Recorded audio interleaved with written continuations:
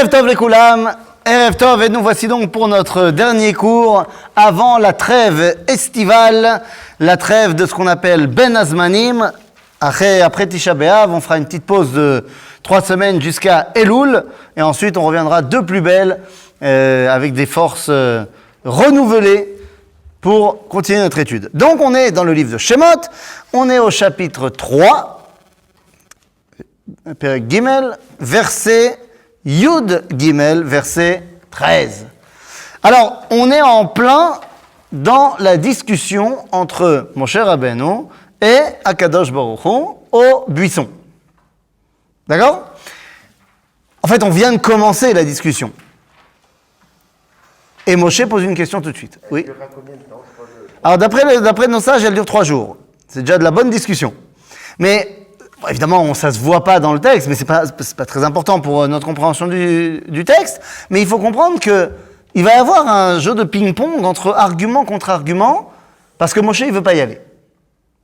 N'oublions pas que Moshe, ça fait quelques années déjà, 40 ans, qu'il a rejeté l'idéal juif, qu'il avait décidé du moins de créer son propre idéal, son propre peuple, et Dieu le ramène à la réalité en lui disant « J'ai entendu la souffrance de mon peuple qui est en Égypte. » Je ne sais pas que son peuple est en Égypte. Et on avait expliqué la semaine dernière que si, mais c'est pour expliquer à Moshe.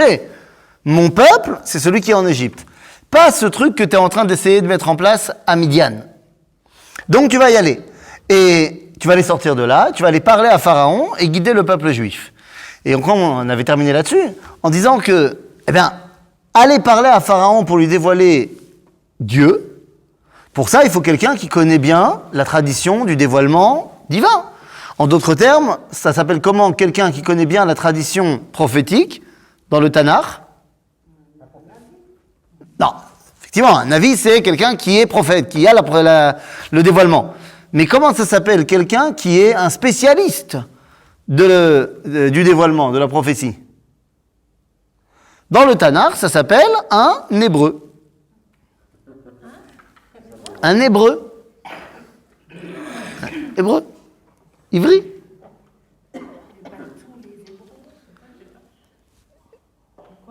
Ah, pourquoi un hébreu ? Je vais te répondre. La réponse, elle est très simple. Le premier...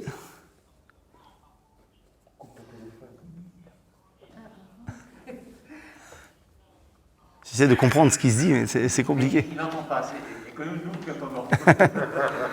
Bekitsour, quand on regarde le livre de Bereshit, on se rendra compte que qui est le père de toute la tradition prophétique ? Le père de la tradition prophétique s'appelle Ever. Je ne parle pas ici du Midrash. Je parle de ce qui va être après le déluge. Je parle de ce qui va être après le déluge, celui qui va lancer la tradition prophétique. Je m'explique. Bien sûr que Adam, il parlait avec Dieu, pas de problème. Et bien sûr que Noach aussi, il parlait avec Dieu. Aval, après le déluge, il va y avoir un personnage qui va nous être présenté dans le Tanakh comme étant celui qui s'occupe de cette tradition-là. Ce monsieur, il s'appelle Ever. Et Ever, d'où je sais qu'il a cette tradition prophétique ? Parce qu'il appelle son fils Peleg. Lama, dit la Torah, Ki beyamav niflega haaretz. Car dans la vie, dans la génération de Peleg, il va y avoir la tour de Babel. Mais sauf que comment Ever peut savoir que dans la vie de Peleg, il y aura la tour de Babel qui va créer le piloug ? Rachid nous dit, de là tu apprends que Ouaya Navi. Ok, et en quoi ça fait de lui le chef de toute la transmission de la tradition prophétique ? Tout simplement parce que lorsque on nous parle des différentes dynasties qui vont suivre Noach, et qu'on nous parle de Shem, on nous dit qu'il est Avi Kol Bene Ever.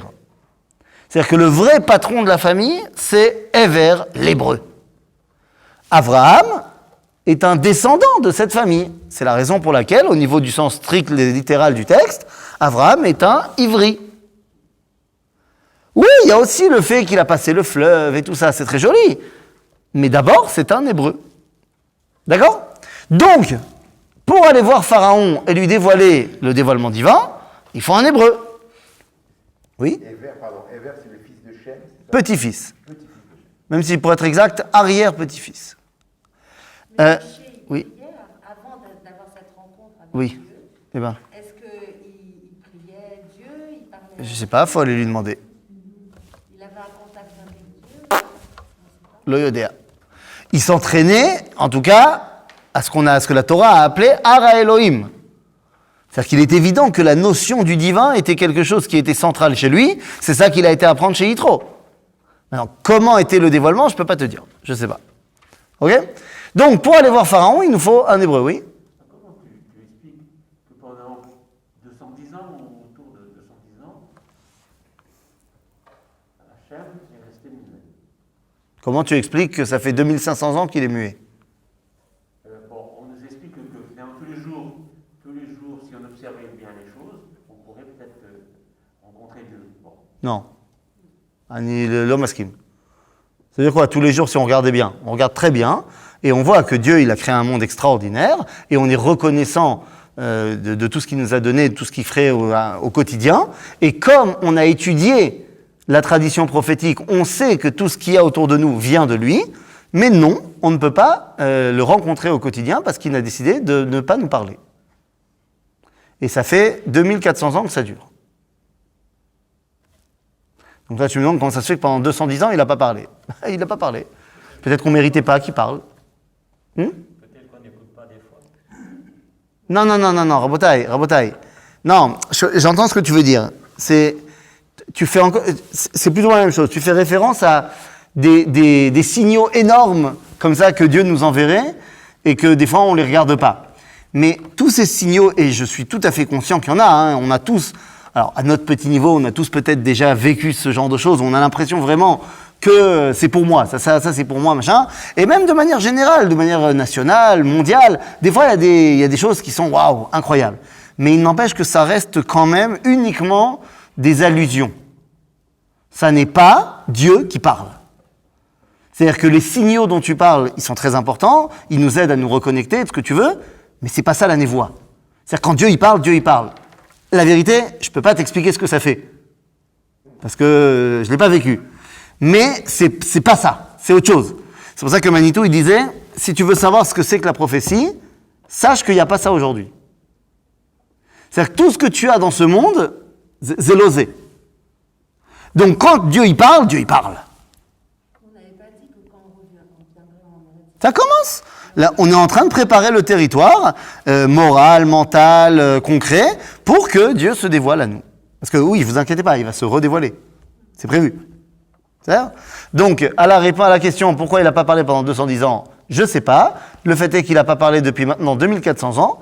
Peut-être qu'à l'époque, et peut-être qu'aujourd'hui aussi, on ne méritait pas encore qu'il nous parle. C'est-à-dire, c'est pas Stam que Dieu doit parler à l'homme. Il faut une certaine élévation morale. Peut-être qu'on ne méritait pas à l'époque. Ok? Kitsour, donc pour aller parler à Pharaon, il faut un hébreu. Seulement, pour guider le peuple juif hors d'Égypte, il faut un Égyptien. / un mec qui connaît le leadership. Barour. Et où est-ce qu'on apprend le leadership à l'époque en Égypte? Où est-ce qu'on apprend le leadership en Égypte? Chez Pharaon. Et donc, on avait terminé la semaine dernière en posant cette question par rapport au verset Yudbet. Yomer ki eye. Non, je dis n'importe quoi. Voilà, c'est ça. Non, mais pourquoi tu m'as dit truc? On était arrêté à Vayomer, on était arrêté au Mais en mer, Moshe, 12 ans, ça. Oui, non, c'est ça. Voilà, 12, tu m'as dit 13. Autant pour moi. Excuse-moi, autant pour moi. Alors, prenons le verset Yud Aleph. Vayomer Moshe el Elohim, mi anochi ki elech el paro vechi otzi et bnei Israël mi Mitzrayim. C'est-à-dire, Moshe demande, mais qui je suis, moi, pour faire ça? Et on avait terminé en disant, ben voilà, maintenant on a compris les 2 premiers chapitres de Shemot. C'est pour nous expliquer qu'il est l'homme de la situation parce qu'il est et hébreu et égyptien.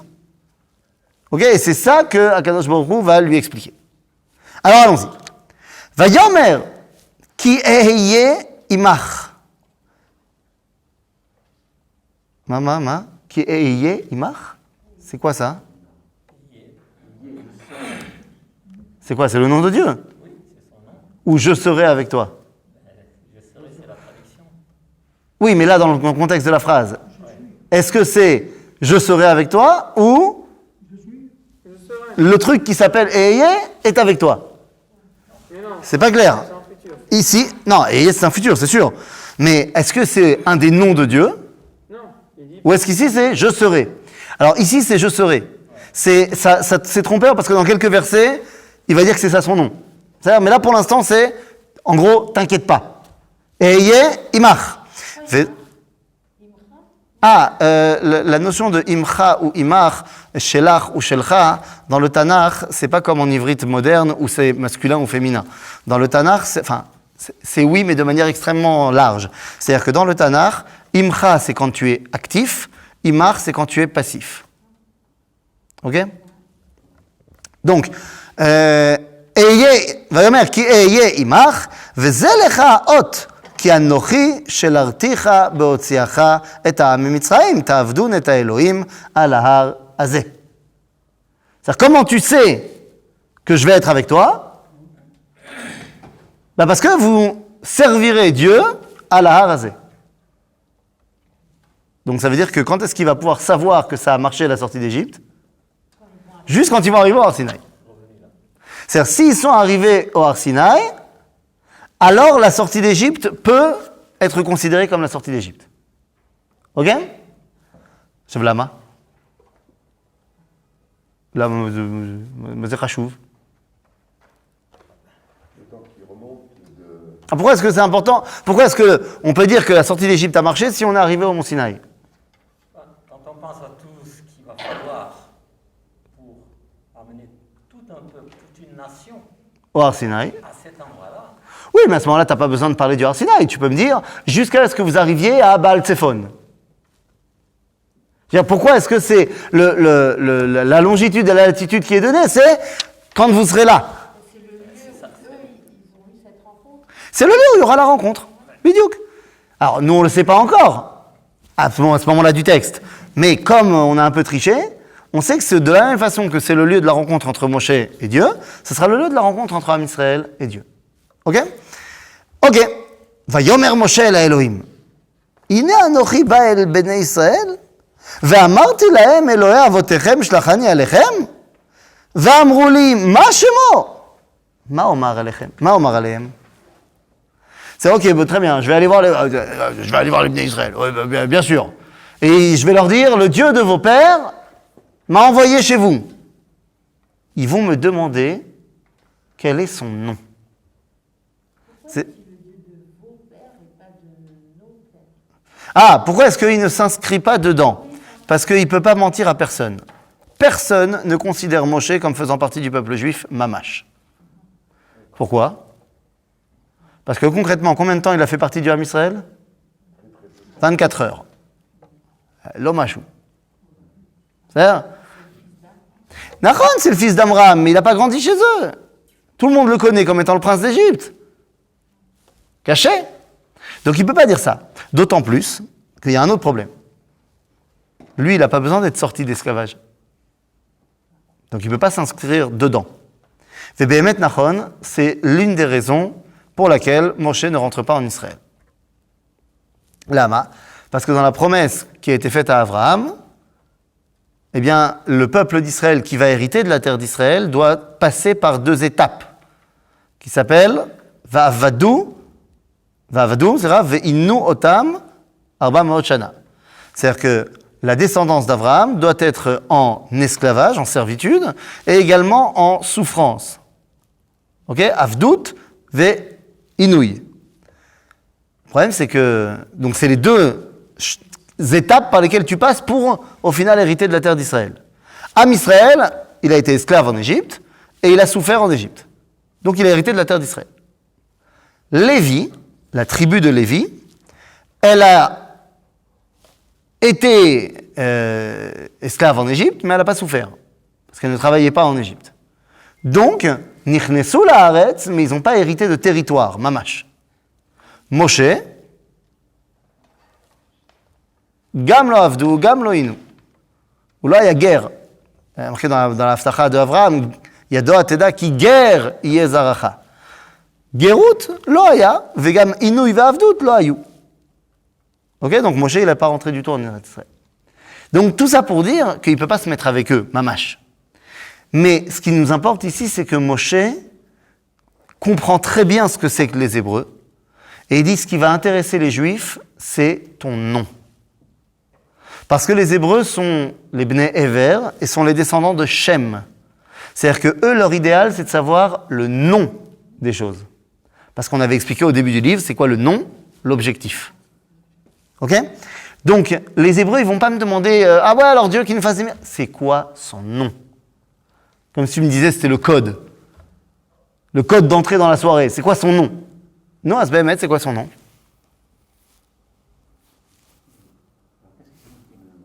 Hein? Que signifie-t-il le nom? Est-ce que c'est un projet? Est-ce que c'est... On a déjà expliqué ça. On a répondu à ça. Au tout début du livre de Shemot, on a dit Shem, ça veut dire objectif. Au nom de ça. Ok? Le Shem, c'est l'objectif. Donc, c'est quoi le nom? Alors, Ine, Vayomer Elohim el Moshe, Eheye Asher Eheye. C'est quoi le nom de Dieu? Eheye Asher Eheye. Je serai celui que je serai. C'est son nom. Non, regarde ce que dit Rashi. Regarde ce que dit, ça veut dire Eheye Asher Eheye. Ine, nous dit Rashi, Eheye imam betzara zot, Asher Eheye imam beshiebud shar amalchuyot. C'est-à-dire, dis-leur que de la même façon que j'étais avec eux pendant l'exil de l'Égypte, je serai avec eux également dans les autres exils qui vont arriver. Pour nous qui lisons ça, c'est d'air, ça baba. Mais t'imagines, tu viens sortir les Bnei Israël d'Égypte en leur disant, t'inquiète pas, hein, c'est que le début. Hein. Mais t'inquiète pas, Dieu il sera avec toi aussi. Caché. Donc, Rashi il continue, en fait Rashi là il cite le Midrash, ça vient pas de Rashi. Il dit, Amar lefanav, c'est-à-dire Moshe il a dit à Dieu, Ribono shel olam, ma ani maskir lahem tzara acheret, dayam betzara zo. Pourquoi tu me demandes de déjà leur parler d'un autre problème qui va arriver? Ils n'ont pas assez avec leur problème là maintenant. Amarlo, yafeh amarta. Très bien, tu as bien compris. Kol hakavod Moshe. Donc, yafeh amarta, kotomar, et là, c'est la suite des versets qu'on va aller voir plus tard, qui nous dit que finalement, il va le dire c'est quoi le nom. Bah regardez. V'amar kotomar livene Israël, eheye shelachani alechem. C'est plus eheye, asher eheye, c'est juste eheye. D'accord? C'est-à-dire que c'était un test pour Moshe, pour voir est-ce que tu as bien compris à qui tu vas t'adresser. Donc très bien, tu as très bien compris. Donc Behemet, tu vas leur dire eheye shelachani alechem. Moi j'ai une question. Pourquoi, d'après le judaïsme, alors on sait tous qu'on n'a pas le droit de prononcer le nom de Dieu en vain. Parce que là, pas de débat. Seulement quand on étudie la Torah, ou quand on lit la Torah, ou quand on prie, c'est pas en vain. C'est-à-dire, on est tous d'accord là-dessus. Donc quand on fait un shiur Torah et qu'on veut expliquer quelle est la différence, la différence entre les différents dévoilements, en fonction des noms divins, bah, tu peux les citer. Par exemple, si j'ai envie de t'expliquer que le dévoilement de Dieu qui passe par le nom Elohim, c'est le dévoilement par la nature, parce que la gematria du mot Elohim, ça veut dire c'est Hatteva, la nature, j'ai pas transgressé quoi que ce soit. Pareil, si je veux t'expliquer qu'est-ce que c'est Tsevahot, alors là aussi, Tsevahot, j'ai le droit de le dire pour t'expliquer que Dieu, il passe également son dévoilement par la notion de puissance politique. Pareil, si je veux te dire qu'est-ce que c'est le dévoilement de Dieu par celui qui donne la fécondité, eh bien c'est Shaddai. Donc encore une fois, on dit des noms de Dieu pour les expliquer. Qu'est-ce que c'est le dévoilement de Dieu qui montre la domination de Dieu sur le monde? Ça s'appelle Aleph Dalet Nun Yud Adonai.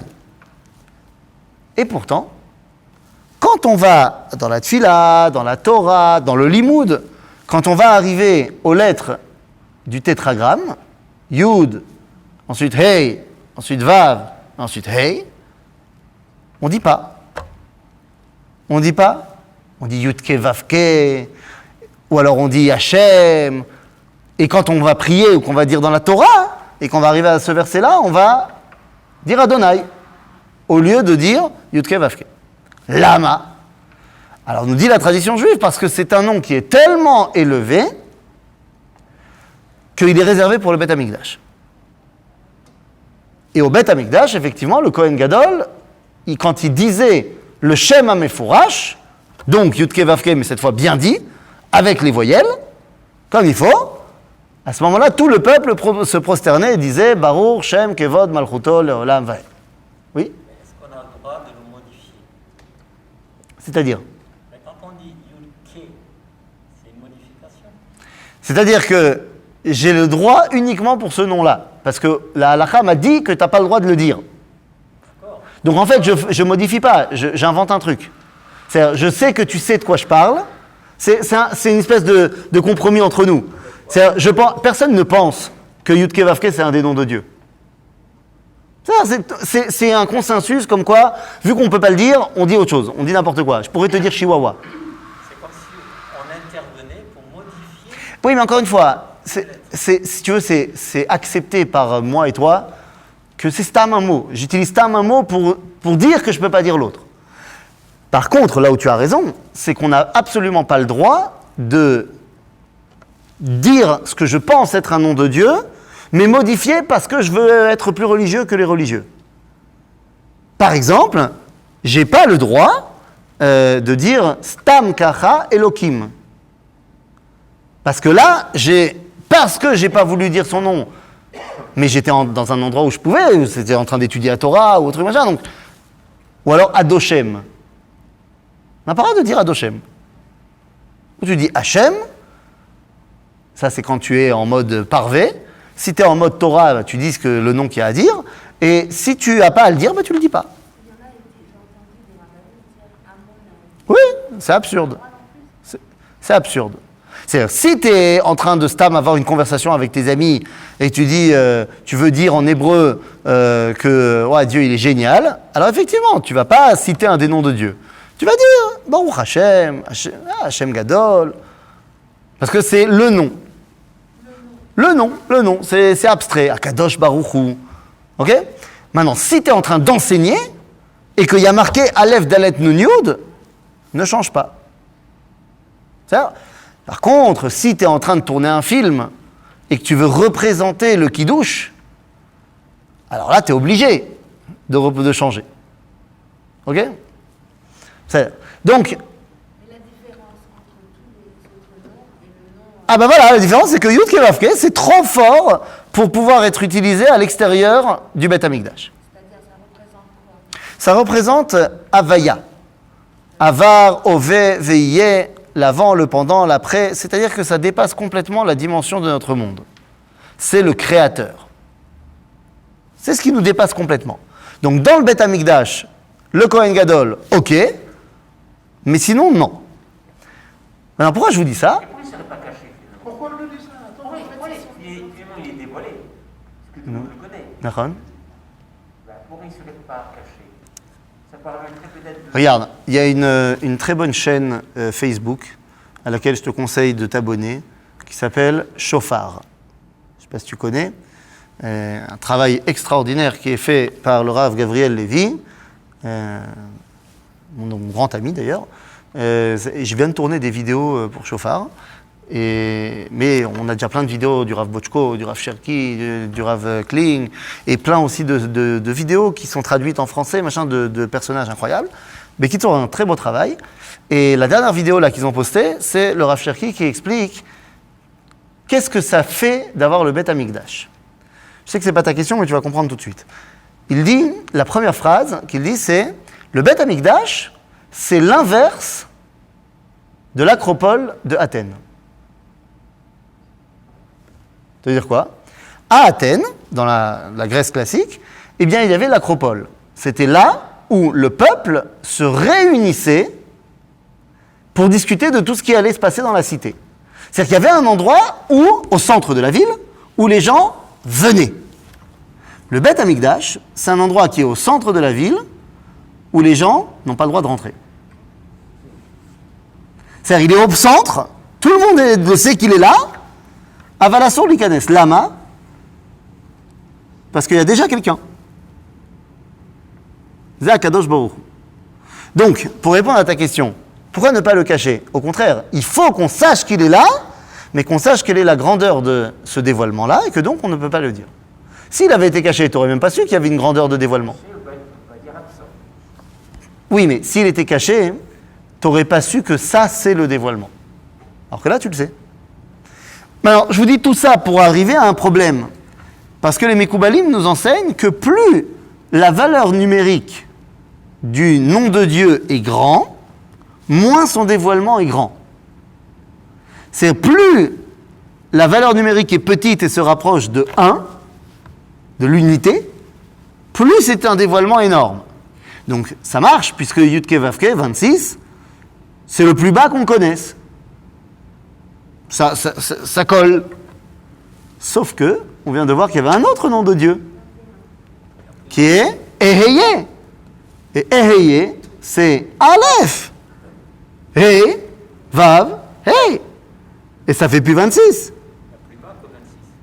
Quoi, quand tu veux juste Ya? Yud, oui. Ouais, Yud, He. Ken? Nachon, tu as raison, 100%. Mais il n'est pas tellement utilisé. Nachon. Mais Eheye, c'est encore plus petit. Nachon. Zekol Kar Gadol. C'est-à-dire, c'est tellement grand que ça ne dérange pas. Parce que de toute façon, on sait qu'on n'y comprend rien. Donc, mais c'est intéressant, ça veut dire que Yud Kevavke, on attend qu'un jour on comprenne. Et on se dit, de toute façon, c'est tellement grand que laisse tomber. C'est encore plus grand. Mais c'est tellement grand que, bon, de toute façon, c'est pas de ton niveau. C'est pas de ton domaine, ça sera pas de ton domaine. Laisse tomber. En tout cas, quoi qu'il en soit, voilà comment Dieu se dévoile au Béné Israël. Comment les Israël qui étaient dans la Touma, Mhm. pour eux, c'est accessible. Ah, comment est-ce ils ont gardé? Je te rappelle que les Béné Israël, même quand ils étaient en Égypte, ils ont gardé 3 choses. Même quand ils étaient dans les 49e degrés d'impureté de l'Égypte, ils ont gardé leurs habits, leur langue et leur nom. Ils ont encore la massorette du Shem. Ils savent ce que ça veut dire. Donc il y a fort à parier qu'ils ont reçu ce dévoilement en massorette depuis Abraham. Ok? Donc, Vayomer od Elohim el Moshe, kotomar el bnei Israël, Hashem, Yud Kevavke cette fois, Elohei avotechem, Elohei Avraham, Elohei Yitzhak ve'Elohei Yaakov, shelachani alechem, ze shmi le'olam, veze zichri ledor dor. Ah, donc en fait, ça suffit pas de dire Eheye. Nachon, ça suffit pas. Il faut que tu leur dises également le chidouche.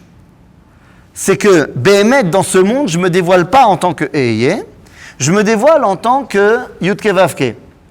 Mais en fait, pas vraiment. Parce que vous ne m'appellerez pas comme ça. Vous m'appellerez Aleph Dalet Nun Yud. Alors comment on arrange avec ça? Eh bien, d'abord, sachez que je viens vous voir et je vous sauve parce que je suis le Dieu d'Abraham, d'Yitzhak et d'Yaakov. C'est-à-dire on va les rattacher à la massorette qu'ils ont. C'est la première chose. La deuxième chose, on nous dit, dis-leur que je ne suis pas seulement le Dieu d'Abraham, Yitzhak et Yaakov, je suis Yudke Vavke. Et tu sais quoi? Tu leur diras que Zeshmi le'olam, c'est Olam, c'est le monde, l'éternité, mais c'est également, c'est-à-dire caché. Elem, Olem, c'est caché. Ne'elam, Zeshmi le'olam, Yudke Vavke. Veze zichri le dordor. C'est quoi mon souvenir dans chaque génération? C'est Adonai. Ok? C'est-à-dire qu'il y a marqué Yudke Vavke, mais dans chaque génération, nous on dit Adonai. C'est marqué Mefourash, ce verset-là, dans la première Mishnah du traité de Megillah, dans le Talmud. Qu'est-ce qu'elle dit la Mishnah dans le traité de Megillah? Première Mishnah de Megillah, de Purim. On nous dit Megillah Nikret, Beyud Aleph, Beyud Bet, Beyud Gimel, Beyud Dalet, Petet Vav, Lo Pachot, Velo Yoter. Voilà, c'est clair. Ron, c'est clair? Non, non, pas clair. La Megillah, la Mishnah là-bas, elle dit quand est-ce qu'on a le droit de lire la Megillah Esther de Purim? On te dit tu peux le lire le 11 Adar, le 12 Adar, le 13 Adar, le 14 Adar, le 15 Adar, pas moins et pas plus. Ça, c'est le sens textuel de la Mishnah. Seulement, il y a un sens un tout petit peu plus profond. Mazé Megillah. Et là, ça rejoint ce que tu disais tout à l'heure, on va utiliser ce nom maintenant de Dieu. Megillah, d'après les sages de la Kabbalah, c'est Magal Ya. Tu changes l'ordre des lettres. Dans le mot Megillah, tu as le mot Magal, c'est-à-dire les galotes dévoilées. Ya, Hachem. Ok? Donc toute la Megillah, c'est apprendre à dévoiler Dieu. Aval, comment tu peux dévoiler Dieu? Beyud Aleph, Yud Bet, Yud Gimel, Yud Dalet, Tetvav. J'invite les matheux. Combien ça fait 11 plus 12 plus 13 plus 14 plus 15?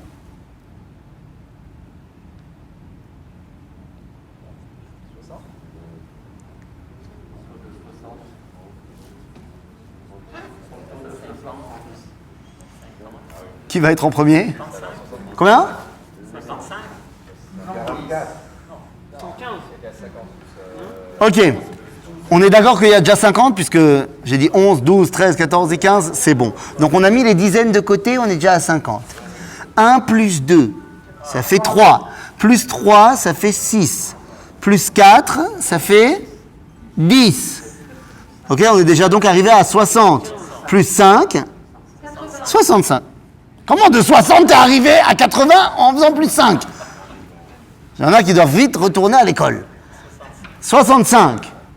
65, c'est la gematria du mot Adonai. Donc, Megillah Nikret, comment est-ce que tu peux dévoiler Ya? Be Adonai, lo pachot, velo yoter. C'est combien pachot de 11? 10. Et c'est combien yoter de 15? 16. 10 et 16, ça fait? Donc voilà, donc on t'a dit, tu peux dévoiler Dieu, Be'alef Dalet Nun Yud, pas Be'yudke Vavke. Ok? C'est ici la force du verset qui te dit, Ze Shmi Le'olam, Veze Zichri le Dordor. Et donc une fois qu'on a dit ça, alors c'est parti? Là, mon nom du jour, c'est Yudke Vavke. Nachon? Et tu sais comment Moshe va leur dire Yudke Vavke? Il va leur dire Adonai. Bien sûr, c'est parce qu'il est écrit. Il y a marqué qu'il va leur dire Yudke Vavke. Seulement, il y a marqué aussi qu'il leur dira Zeshmi le'olam, veze zichri le dordor. Donc il va leur montrer qu'il y a Yudke Vavke, il va leur dire voilà comment on le prononce. Mais t'inquiète pas, il va dire au Bnei Israël, quand on sera au Beth Amikdash, le Kohen Gadol, à Yom Kippourim, quand il rentre dans le Kodesh HaKodashim, non, c'est pas vrai ce que je dis, c'est pas que, enfin si, le Kohen Gadol, il dit ça quand il rentre dans le Kodesh HaKodashim, vaz, ksha Kohanim va'am ayu shomim, את השם המפורש יוצא מפי כהן גדול, היו קוראים ומשתחווים ואומרים ברוך שם כבוד מלכותו לעולם ועד. C'est une très belle chanson de Ishaï Ribaud, un petit de Marseille. Vous savez qu'une des plus grandes stars israéliennes, c'est un petit jeune de Marseille. Il faut le savoir. Ishaï Ribaud, qui est aujourd'hui un des plus grands artistes israéliens, il a fait son alia, bon, je crois qu'il avait 6 ans quand il a fait son alia. Mais de Marseille. Il est français? Tu vas me citer maintenant plein d'artistes, bah d'accord. Il y avait quelque chose de bon à Marseille alors. T'as vu? Kitsour, j'allais dire, j'ai dit vivant, mais... Bekitsour, non, il a mis en chanson cette Mishnah-là, du Kohen Gadol à Yom Kippourim, très joli. En tout cas, là, les choses sont claires. Donc à ce moment-là, on ne s'arrête pas là, on ne s'arrête pas sur une si belle lancée. Donc il continue. Lech ve'asafta et ziknei Israël ve'amarta alehem Hashem Elohei avotechem nira elai, Elohei Avraham, Yitzhak ויעקב, לאמור, פקדתי אתכם, ואת עשוי לכם במצרים. Pourquoi il doit d'abord dire aux Bnei Israël, le Dieu de vos pères, Dieu d'Abraham, de Yitzhak, et maintenant, il va rassembler les anciens, et il va leur dire, je suis envoyé par celui qui réalise la promesse. Parce que c'est un code qu'eux, ils avaient reçu. Ben oui, parce que la promesse, c'est eux qui la tiennent, c'est les anciens qui tiennent la promesse d'Afka. Donc, au peuple, il dit, Dieu m'a envoyé. Aux anciens, il dit, mais pourquoi il m'a envoyé? C'est pour réaliser la promesse qu'il a faite à Abraham, Yitzhak et Yaakov. Ok? ואומר אעלה אתכם מעוני מצרים אל ארץ הכנעני והחיתי והאמורי והפריזי והחיבי והיבוסי אל ארץ זבת חלב ודבש. Et donc tu vas leur dire quoi? C'est quoi la promesse? C'est je vous sors d'Égypte pour vous amener en Eretz Israël. De quoi on n'a pas parlé à ce moment-là? De la Torah.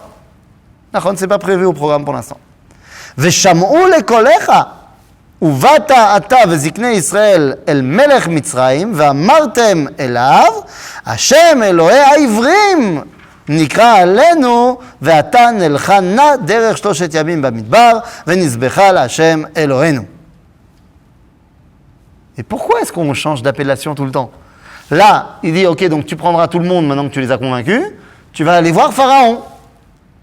Et tu vas lui dire le Dieu des Hébreux. Mais comment en Égypte on appelle les Bnei Israël? Les Hébreux. Non. Qu'est-ce qu'il avait dit Pharaon au début de Shemot? Yesh Am, Bnei Israël. C'est-à-dire qu'on nous appelle les Bnei Israël. C'est vrai que la Torah, elle nous appelle les Hébreux, là-bas. Ish Ivri, enfin ça, Ish Mitzri. Mais ça, c'est le narrateur qui parle. C'est Dieu qui nous parle. Mais quand il, quand il ouvre la bouche des Égyptiens, on nous appelle les Bnei Israël. Donc pourquoi est-ce que ici, quand on va voir Pharaon, Dieu ne nous dit pas, dis-leur, le Dieu des Bnei Israël m'a envoyé. Peut-être qu'à l'époque, Israël, ça avait une connotation géographique. Et Eretz Haïvrim, les gens ne savent pas ce que c'est. Ah, toi tu dis, on sait que dans tout l'empire, dans tout le monde antique, Eretz Ivrim, c'est Eretz Israël. Donc toi tu viens dire, j'avais pas pensé à ça, Anichotem, j'accepte, c'est que tu dis, c'est pour expliquer à Pharaon que l'objectif va être donc de les sortir et de les amener dans le pays des Hébreux, et donc je te dis, c'est les Hébreux. Il a fait. Alors moi je voulais rester dans la ligne conductrice qu'on a commencé dans le shiur. Il veut expliquer à Pharaon, c'est quoi l'objectif? C'est de dévoiler la névoie. Et la névoie, elle est portée par les Hébreux. Ok? Mais j'accepte totalement ce que tu as dit. Donc, ok. ואני ידעתי כי לא ייתן אתכם מלך מצרים להלוך ולא ביד חזקה ושלחתי את ידי והכיתי את מצרים בכל נפלאותיי אשר אעשה בקרבו ואחרי כן אשלח אתכם. Je sais bien que Pharaon, il ne va pas accepter tout de suite. Lama. Lama lo. Pourquoi il n'accepterait pas? Parce qu'il ne connaît pas ce Dieu, Nachon Meod, et donc, pourquoi il veut garder ses esclaves? Il est méchant? Qui te dit? Donc c'est pas forcément méchant. Pas méchant, c'est la vie avant, Non, la révélation de... Enfin, il y aura des esclaves aussi après la révélation. Même chez nous, il y aura des esclaves. Le concept d'esclavage n'est pas aboli au moment où il y a Matan Torah. Donc, oui? On peut penser à l'intérêt des pharaons de les garder, de les avoir, etc. Mais il y a quand même une chose qui est importante, et on va le voir, c'est que Hachem lui-même va endurcir son cœur. Ah non, il ne fait pas ça. On ne sait pas encore. Oui, on ne sait encore pas, mais Ah. c'est à côté là, c'est à côté. Quoi? Attends, tu veux le verset après? ונתתי אתכן העם הזה בעיני מצרים והיה כי תלכון, לא תלכון ריקם. לא, c'est pas le verset d'après. Alors non, tu triches. Quoi j'ai sauté? Où j'ai sauté? Ma. J'enverrai là, HRSC, mais Kirbo.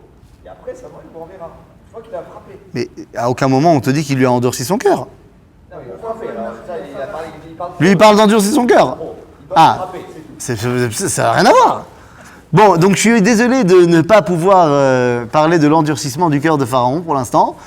Mais, non, pas shoot. Il craint que le peuple d'Israël Oui. s'allie avec des ennemis de Jésus. Ça, on avait dit, c'était la crainte de Pharaon il y a longtemps. Est-ce que c'est la même crainte? Il y a fort à penser que non. Pourquoi? Parce que les Hyksos n'existent plus à ce moment-là. N'oublie pas qu'il y a presque 100 ans qui se sont passés. Ça, c'est une chose. Deuxième chose, Zepashut Meod. Les Hébreux, c'est la force ouvrière de l'Égypte. Laisser partir les Hébreux, c'est l'effondrement économique de l'Égypte. Il n'y a aucune raison que Pharaon les laisse partir. Aucune raison.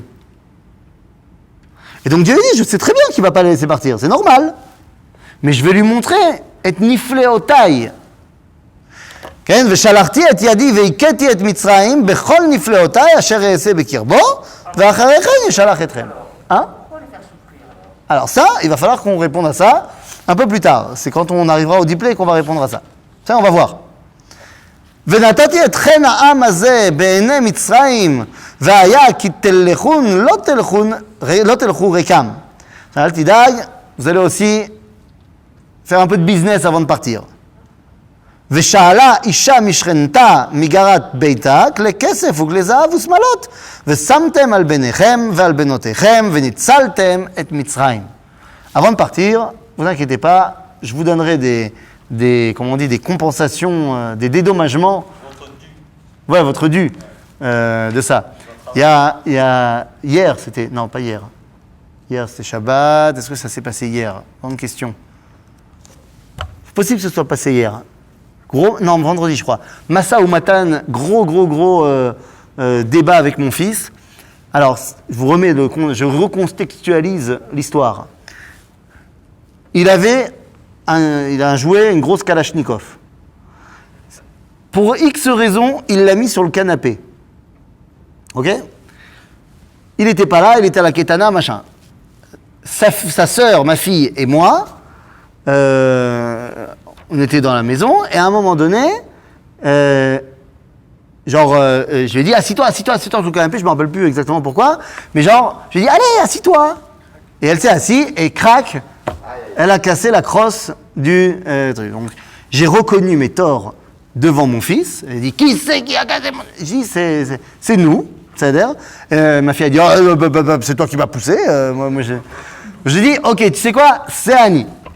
Allez, Mekabel. Je dis, ok, c'est sacré Chalem. Ah, c'est vendredi. Et donc, j'ai dit, ok, bah, viens, on va aller dans le magasin. Bon, on était dans le magasin, il n'y avait pas. Donc, je lui ai dit, bon, écoute, l'honora. Il dit, non. Ata shavarta, ata meshalem.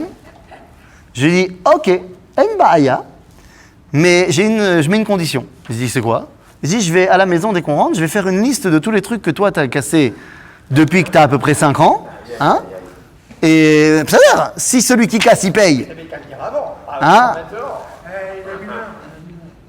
Et je lui ai dit, tu sais, c'est exactement ce qui s'est passé en 1979.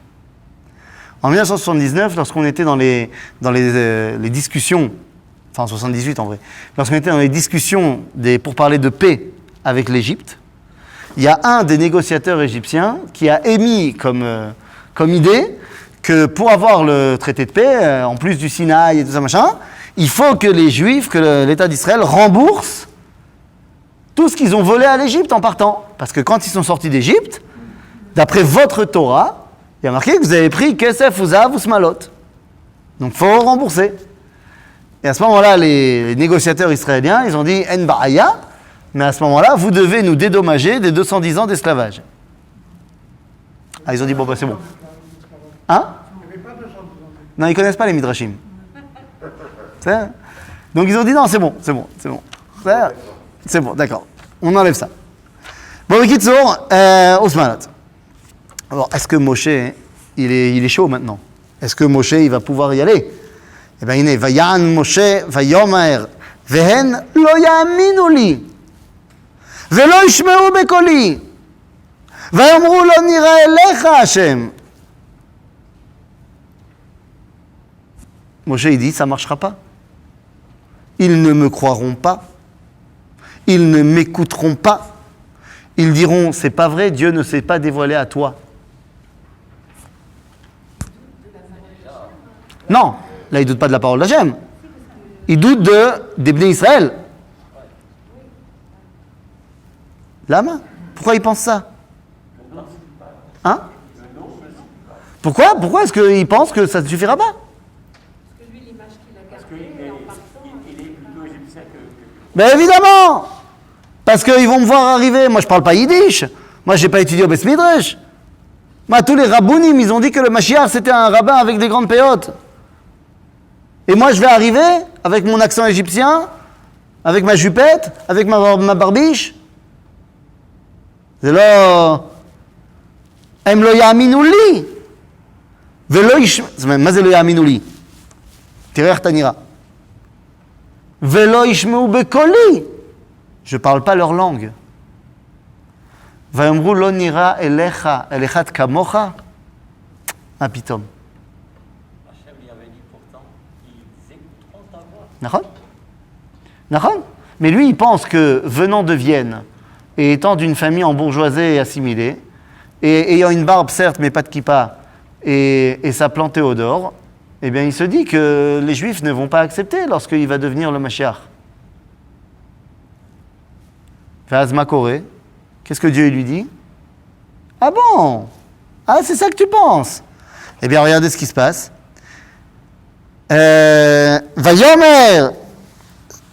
ויאמר אליו השם, מה זה בידיך? ויאמר מטה. ויאמר השליחהו ארצה, וישליחהו ארצה, ויהי לנחש, וינוס משה מבניו. ויאמר השם אל משה, שלח ידיך ואחוז בזנבו, וישלח ידו ויחזק בו, ויהי למטה בכפו. למען יאמינו כי נראה אליך השם, אלוהי אבותם, אלוהי אברהם, אלוהי יצחק ואלוהי יעקב, je fais exprès de pas traduire. ויאמר השם, לא עוד אבנה ידיך בחיקך. Et là je traduis. Je fais exprès de ne pas parler du bâton maintenant, on y reviendra la prochaine fois, mais je vais simplement terminer là-dessus, que le coup du bâton, ça ne suffit pas. Ça, c'est pour les Bnei Israël, le coup du bâton. Mais là, et on reviendra là-dessus évidemment, mais là, il dit à Moshe, mets ta main, Iné, Vayomer Hashem, lo, Dieu il a dit à Moshe, od avena yadecha bechekecha, mets ta main dans ta chemise, ויהווה ידו בחיקו, ויציאה והנה ידו מצורעת כשלג. Donc il met sa main et quand elle ressort, elle est lépreuse. Tov, je sais qu'on n'a pas fini d'étudier Shemot, donc on n'est pas censé savoir ce qu'il y a dans Vayikra. Mais comme j'ai entendu dire que vous allez à la synagogue de temps en temps, peut-être que vous avez été pour la paracha de Tazria Metzora. D'après la tradition juive et les versets, quel est the truc qui a amené la Tzaraat? Shonara. De tous les signes que Dieu pouvait donner à Moshe, il lui a donné Dafka celui-là. Ma ze Omer, Omer Anatziv Mivologin, Rabbeinu Naftali Tzvi Yehuda Berlin, dans son commentaire du livre de Shemot, il dit c'est la preuve que ici Moshe a dit du Lashon Hara sur le peuple juif. Que Assour de venir dire que le peuple juif il va pas croire que c'est la Géoula juste parce qu'elle ressemble pas à ce qu'il pensait qu'elle devait ressembler. Ta'amin be'am Israël. Am Israël, ils sont plus intelligents que toi et plus intelligents que les rabbins. Ils sauront très bien reconnaître la Géoula quand elle arrive, même si elle ne ressemble pas à un rabbin. Chazak ou Baruch.